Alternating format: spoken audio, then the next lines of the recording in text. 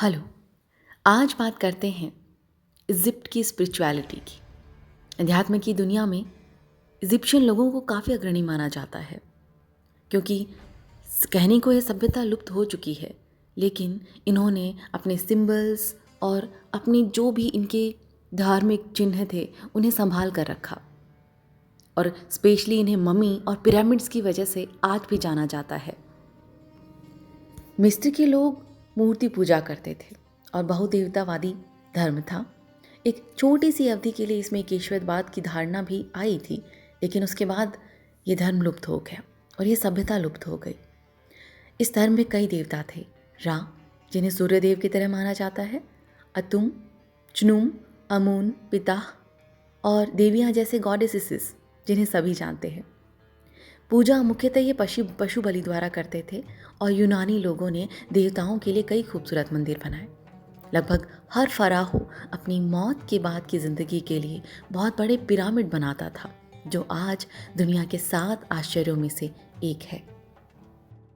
तो आज बात करते हैं इजिप्शियन स्पिरिचुअलिटी के एक फेमस साइन, जिसे आज भी काफ़ी यूज लिया जाता है और माना जाता है, हॉरस की आंख, आई of harrows.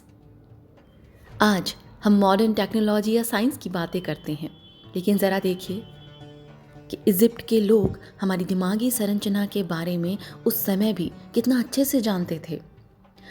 I of harrows का दूसरा नाम आई ऑफ द माइंड है।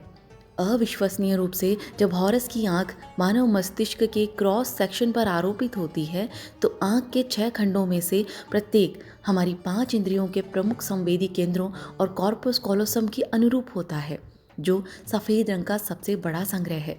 मस्तिष्क में पदार्थ तंतु है, जो मस्तिष्क के 2 हिस्सों के बीच संचार की सुविधा प्रदान करता है। इस आश्चर्यजनक बात इसमें यह है कि प्राचीन मिस्रवासी, जो चिकित्सा और शरीर संरचना विज्ञान में अग्रणी थे, आधुनिक तकनीक के लाभ के बिना केंद्रीय तंत्रिका तंत्र के जटिल कार्यों को बड़े अच्छे से समझते थे। पिट्यूटरी ग्लैंड, जो हमारे मस्तिष्क के बिल्कुल सेंटर में स्थित होती है, जिसे थर्ड आई कहा जाता है, तो इजिप्ट के लोग आई ऑफ हॉरस को थर्ड आई की तरह मानते थे। मतलब फिजिकल वर्ल्ड और स्पिरिचुअल वर्ल्ड दोनों दुनिया के बीच का एक रास्ता।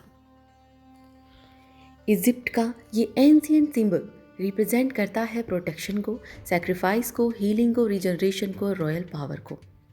ये दोनों तरह से यूज़ किया जाता है। जिंदा और मरे हुए दोनों तरह के लोगों के प्रोटेक्शन के लिए इसे इस्तेमाल किया जाता था।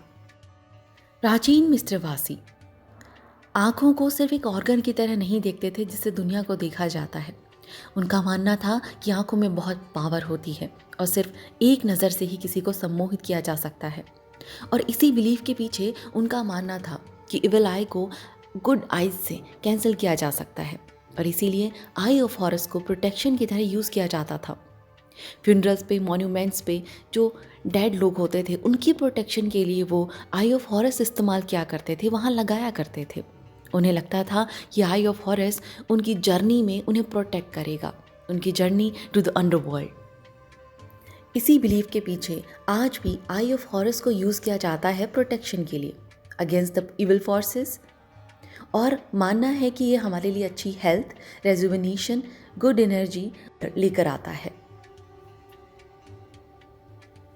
ये घरों में रखा जाता है सेफ्टी के लिए, फिजिकल और इमोशनल डेंजर्स से सेफ्टी के लिए, और मैजिकल स्पेल्स से सेफ्टी के लिए, किसी भी तरह की नेगेटिव एनर्जी को दूर रखने के लिए और पॉजिटिव एनर्जी को अपनी लाइफ में अट्रैक्ट करने के लिए।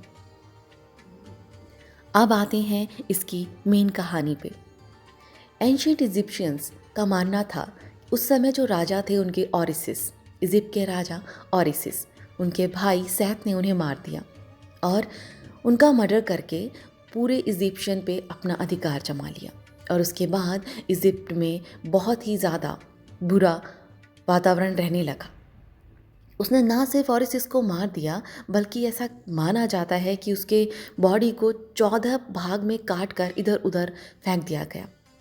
वो इसलिए किया गया क्योंकि इजिप्शियंस का मानना था कि मौत के बाद हम अंडरवर्ल्ड में जाते हैं, मतलब दूसरी दुनिया में जाते हैं, और उसके लिए हमें हमारी बॉडी को इंटॉम्ड करना ज़रूरी होता है। मतलब एक जगह टॉम में या फिर जलाना या फिर किसी तरह से उसे संभाल के रखना ज़रूरी होता है। ऑरिसिस की वाइफ थी इसिस और उनका बेटा था हॉरस। ऑरिसिस ने अपनी पावर से, अपनी मैजिकल पावर से फिर से ऑरिसिस की बॉडी को एक किया और उसे अंडर वर्ल्ड में भेजा। वहाँ पे उन्हें गॉड ऑफ डेड के नाम से जाना जाता है। ऑरिसिस द गॉड ऑफ डेड।